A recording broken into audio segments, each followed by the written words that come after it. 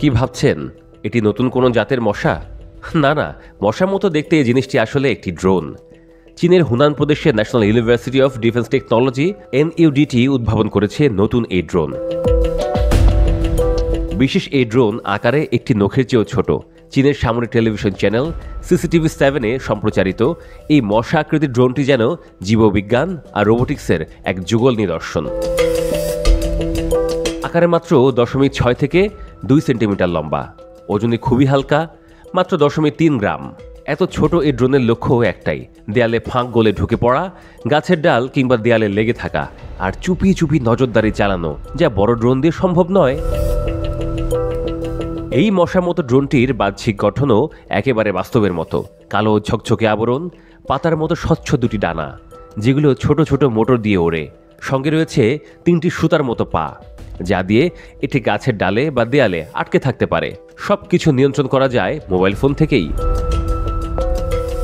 ভেতরে আছে ছোট্ট ক্যামেরা, মাইক্রোফোন আর নানা রকম সেন্সর, যেগুলো দিয়ে ছবি, শব্দ ও ডিজিটাল তথ্য সংগ্রহ করতে পারে এটি।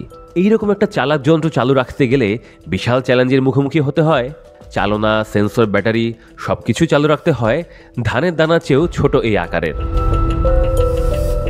ড্রোনের ডানাগুলো তৈরির জন্য ব্যবহার করা হয়েছে বিশেষ জৈব প্রযুক্তি ও স্মার্ট ম্যাটেরিয়াল, যাতে উড়ন্ত পতঙ্গের মতো সুনির্দিষ্ট নিয়ন্ত্রণ পাওয়া যায়। তবে বড় সমস্যাটা হচ্ছে এর ব্যাটারি।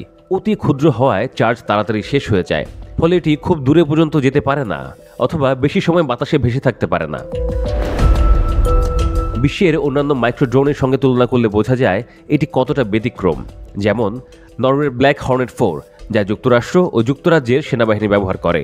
এটি হাতের তালুর আকারের, তাপচিত্র ধারণ করতে পারে, প্রায় 2 মাইল দূর পর্যন্ত উড়তে পারে এবং আধা ঘন্টা পর্যন্ত আকাশে থাকতে পারে।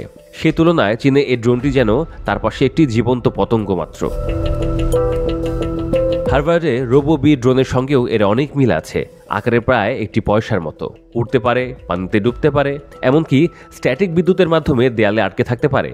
তবে রোবো-বি মূলত পরিবেশ পর্যবেক্ষণ বা ফসল পরাগায়নের উদ্দেশ্যে তৈরি, গুপ্তচরবৃত্তির জন্য নয়।